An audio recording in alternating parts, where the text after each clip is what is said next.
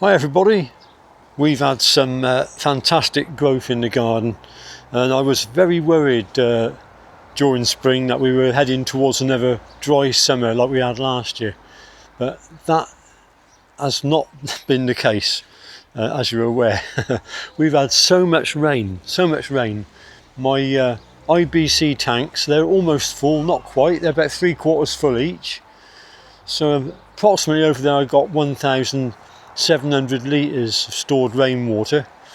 All my other water bets are all brimmed full and overflowing, so I've got enough water to carry me through a very dry spell going forward. So we now need more sunshine and more warmth.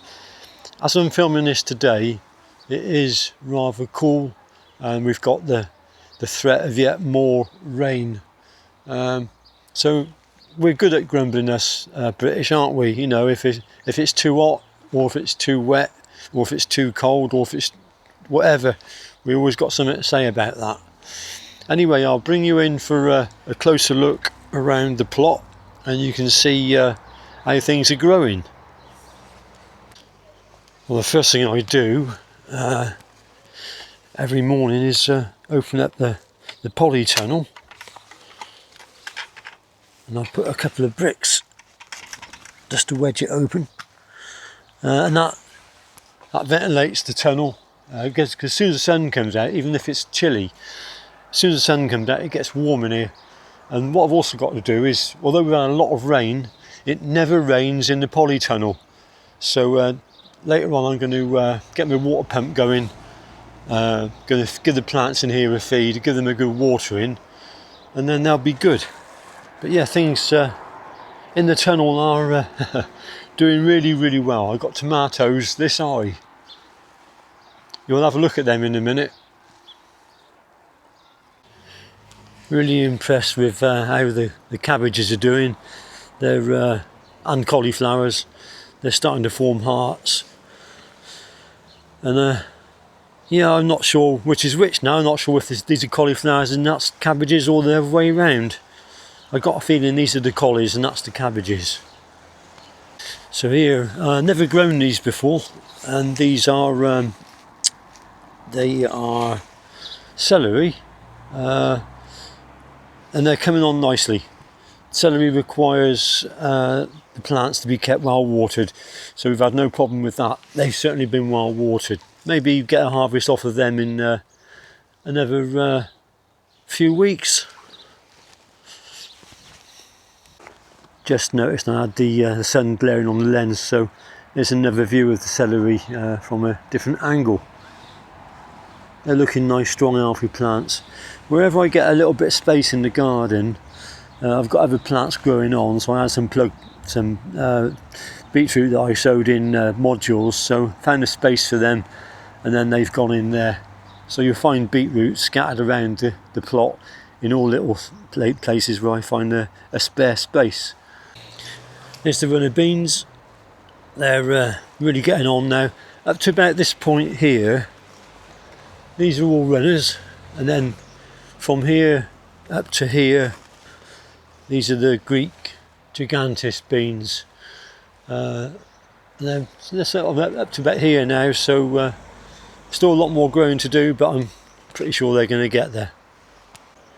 I've got a few tubs that were spare potato buckets. I run out of potato seeds, so I just used these for putting the Berlotti beans in, and then the rhubarb over here. Rhubarb's had a bit of a struggle in the heat, and it was quite exposed, sunny spot, and I don't think it likes the sun too much. But anyway, with the beans growing up now, that should give it the shade. But just look at the potatoes. They are massive. I put myself in the frame for perspective, and you can see just how big these plants have become. They really have done well. And when I feel with my hand down into the compost, I can feel tubers down there. So we've got potatoes. Not ready to harvest yet though. Just walking back past the cabbages, and you can look down and you can see they're hearting up, starting to heart up. I think these are the cabbages. and these here are the cauliflowers. So these are my this is my onion bed. Now I'm a little bit disappointed. I'm not sure if I'm going to get a great crop of onions because they've been crowded. I interplanted these with beetroot, and the beetroot grew, done really well, and then it shaded the onions. So the onions back here, they haven't really put on a lot of growth. So I pulled the beetroot out a few days ago. Had some really nice beetroot, and then hopefully giving the onions a bit more light. But I think I've missed the growing. I think I've missed the slot for them to grow, really, to put their green growth on. So I don't think we're going to get much from these. Just harvest these as spring onions, perhaps. The ones back here which didn't get the beetroot interplanted so much, and then therefore didn't get shaded so much, have done a lot better. The other thing is the beans also grew up, and then they shaded this area from the sun. So yeah, maybe I need to rethink that. So you can see onions here are doing a lot better. They're beginning to form good bulbs, but the ones back here just nowhere near as good. They're not going to come to much, I don't think. So this is my carrot bed, and we've got sporadic germination of the carrots. But we're going to get some carrots.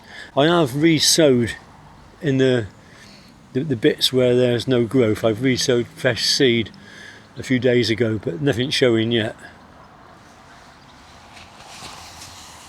There's another bed, that I interplanted with beetroot and onions. I think the main thing I'm taking away from all this year is that I need to give the plants more space. Yeah, you can see a beetroot there, look. So quite a nice sized beetroot there.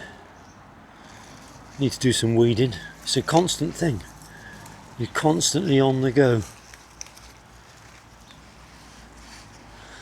There's another clump of beetroot growing there. I'll let these grow to maturity. At the back of this bed, you can see my shadow creeping across the bed. We've got the Swiss chard. This was slow. Some of the plants just haven't done well, and some of them have done really well. But when we've had all the rain, I did top dress this with a mulch of well rotted horse manure, and I think the rain has just washed the nutrients into the ground. So these are coming on quite nice now. We have had some beet leaf miner get into these, and also got into the beetroots as well, which is a shame, but most of the leaves are okay. I was planning on growing my carrots in tubs, and I think this is a much better way rather than growing them in the ground, because I know that the soil or the compost they're grown in is not going to have any stones in it or anything like that, so they can put their roots down. So I'm going to get a nice tub of carrots there off of these. If I had more compost, I think I would do all my carrots in a tub like this, several tubs. I've not watered the potatoes the last few days because we've had a lot of rain, but I do heft the buckets just to get an idea, and stick my finger in to see how damp it feels, and it feels damp, and I know there are tubers in there because I felt them. Yeah, there's one there, look, just going to reach down. I'm going to pick this one, look. There is a beautiful new potato. The skin just peels off of it. So I might just harvest a few later on for my my dinner. These are the broad beans. They're coming to harvest now. We've had already several meals with broad beans in, and you can't beat a good fresh bean. It could be a bit bigger. Maybe we need to wait a few more days, but they'll get bigger. But they're a delight. You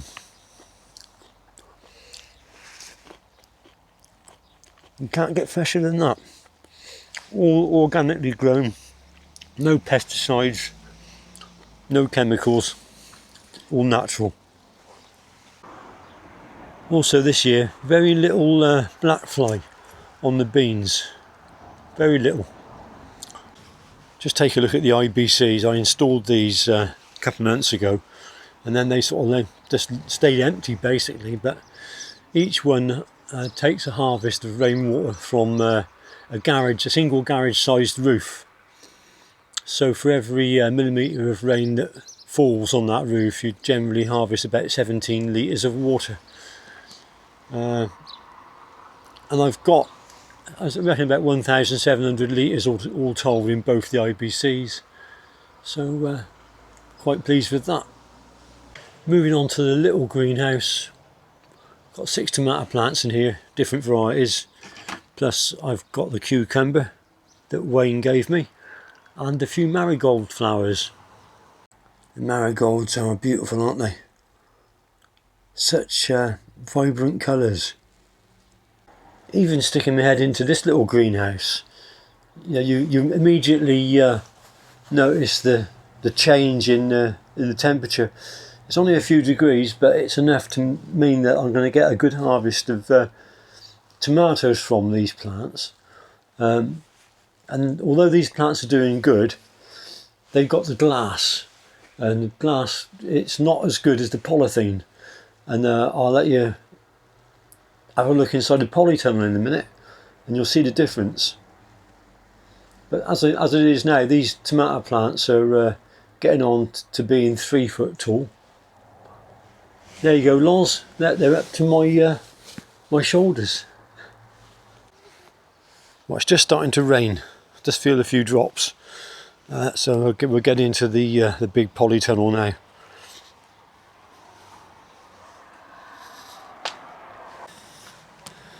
Wow, it is so nice in here. I often come in here, and it's been quite a cold, wet June, to be honest with you. And I come in here, and it's like a tropical house. It really is. And although we've had a lot of rain, it is needing watering in here. So that's my next task. And here you go, Loz. Look. This one here, it's above my head. Now they've done really well. And what I've done, I staked them originally, and then I realised that they needed more support. So I put the strings up either side, and as the plants grow, I just wind them around. And eventually these are indeterminate vine tomatoes. So I'm going to let them grow up to the top of the supports there. So they're going to be about 5.5, 6 foot tall by the time they get up there. And then I'll pinch the growing tips out and go from there with it. But I've got interplants of basil, coriander, more of the lovely marigold flowers, and it's really done well. The polythene is it's designed specifically for greenhouses, and it's their sun diffuser polythene. So on a bright day, when the sun hits the greenhouse, it doesn't give a very bright burn mark on the plants. It just diffuses it all, and the plants get all even illumination, which I think must help with their photosynthesis. And the variety of tomatoes I'm growing, I've got Pork Chop, I've got Gardener's Delight, I've got Moneymaker, Ailsa Craig, Rossella,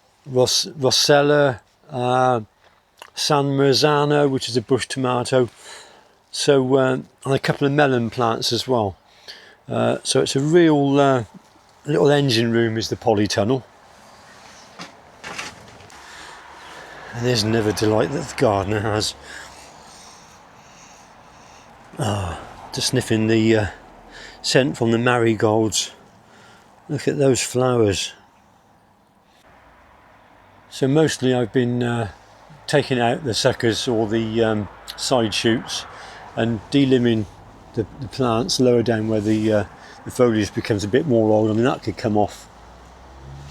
And on one or two of them I'm trying something else. This is a volunteer, this one is.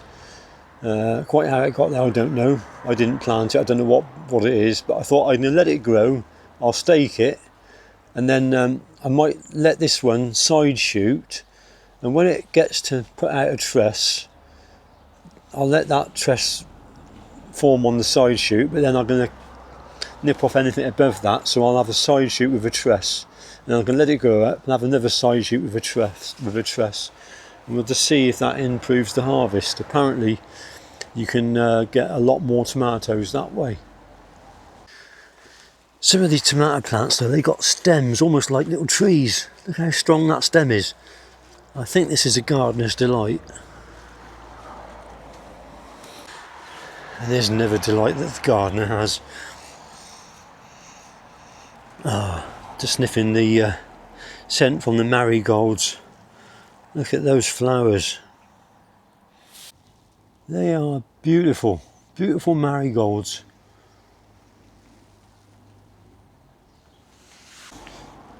I've got basil, and I've also got down here a pepper plant, but it's shaded, and I didn't start it early enough, and I'll be very lucky if I get anything from that. It's the first time I've ever grown a pepper, so we're not always going to get success, I don't think. Well, these plants, they're needing a drop of water now. Yeah, and I'm going to feed them as well. So I'll show you how I do that. The watering system is working absolutely fantastic in here. I love it. It's made it so easy. Using the little Bosch pump and a watering lance. The watering lance means you can water right at the base of the plants, and that can be a good thing because you don't want conditions to be too humid, because that can spread blight and other problems with plants. So you can apply the water exactly where the plants need it, and you don't get a bad back. There's no carrying of heavy watering cans, anything like that. So yeah, I'll show you the feeding and watering system.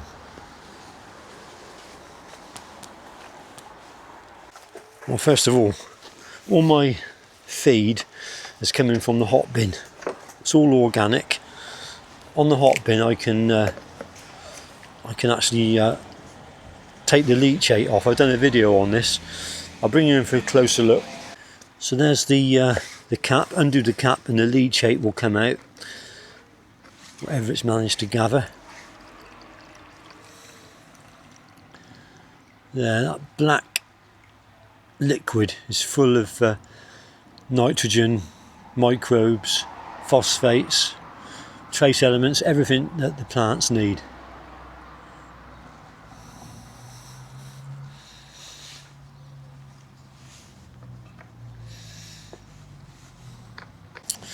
So I've been saving this, and there's the accumulation of maybe 3 or 4 days. Black gold. So I'm going to now dilute that into my watering can. Probably going to maybe make 2 watering cans loads out of this. So I'll divide it in half, and then I'll water my beds in the greenhouse, and they'll get half that each.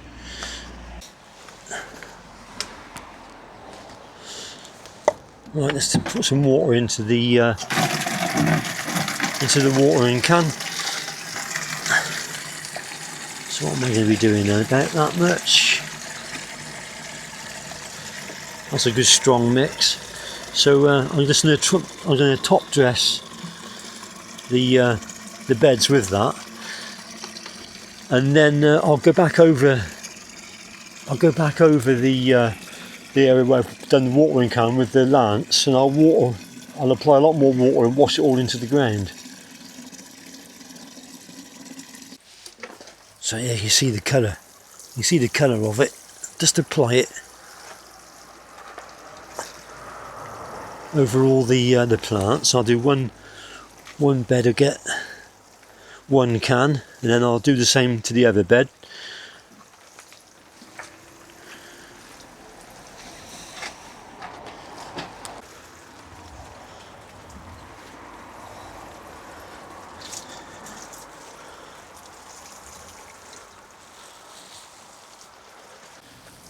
Yeah, just as I say, just sprinkle it over. Try and keep it on the ground, and that is the feeding. And then we'll go back and we'll rinse it all in with the lance.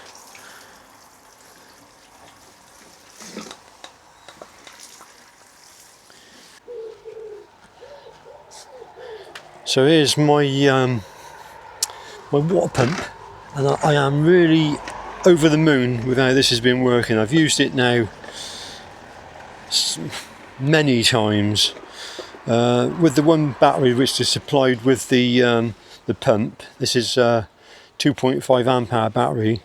This will move about 300 litres of water before it needs recharging, and that's ample for the amount of watering that I do. So I've got a bracket on there, so I can mount the control unit on that bracket there if I want, or I can put it onto a clip and then just simply hook it over the water butt like that. And then the pump is submersible, made by Bosch, and it's designed to work with hose pipes. It's got a quick release hose pipe connector. Just lower it into the water bit like that. So that sits on the bottom of the water bit. And it's got an anti-siphon sort of valve built in there, and that's supposed to hook over the water bit like that. Then you connect your hose. So we've got all the hose quick connects. Simply just push it in, and you're good to go, almost.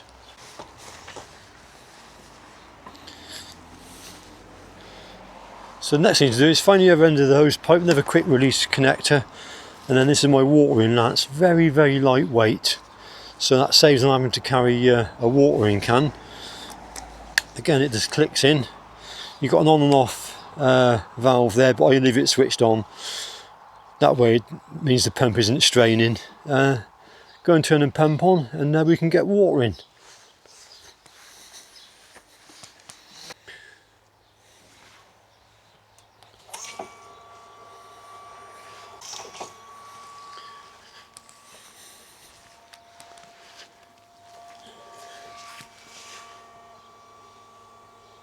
Will be washed into the ground there, and you'd be surprised how much water you actually need to water a polytunnel. I'm probably going to use 100 litres to water the tunnel today, but then it won't need doing for a few more days. You know, it'll last, depending on how hot it is, but generally in the cooler weather like we've had so far in June, I'm only watering once every sort of like 5 or 6 days.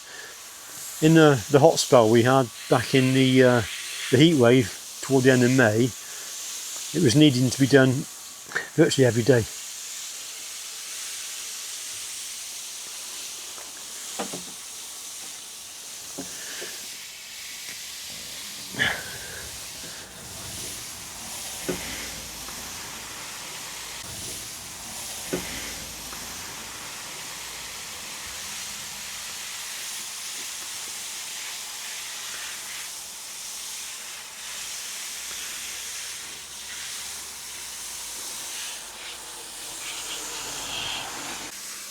The other thing with this watering lance, you can reach right in, as I say, where you need to go in between the plants.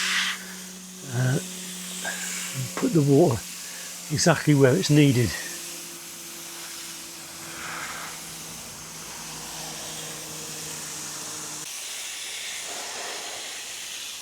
Yeah, it's a great pump. makes what could be a really unpleasant chore, if you had to do it a lot, it makes it a joy, and makes it fun, you know. So if things are joyful and full of fun, you're going to be more inclined to want to do it. And I look forward to a watering session now, whereas in the past it wasn't such a thing to look forward to when you're having to carry heavy buckets of watering cans of water, or wait for watering cans to fill up. Now it's done all mechanically,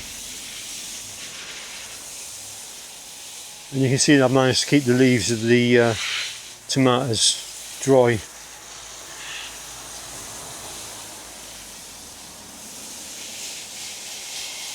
Right, I think that'll do for in here. Yeah, very happy with the pump and the lance. Anyway, I just got to go and water the other little greenhouse over in the corner, and I'll do that off camera. So I'll tie the video up here. Hope you've enjoyed the video and the progress on 2 acres. I think it's done really well, and hopefully over the next couple of months we'll be seeing a lot of this come to harvest. I'm looking forward to seeing how the beans do. I've never grown the Greek Gigantis beans before, so looking forward to that, and also taking some fresh new potatoes. So thanks for watching the video, and I'll see you on the next one. Bye for now.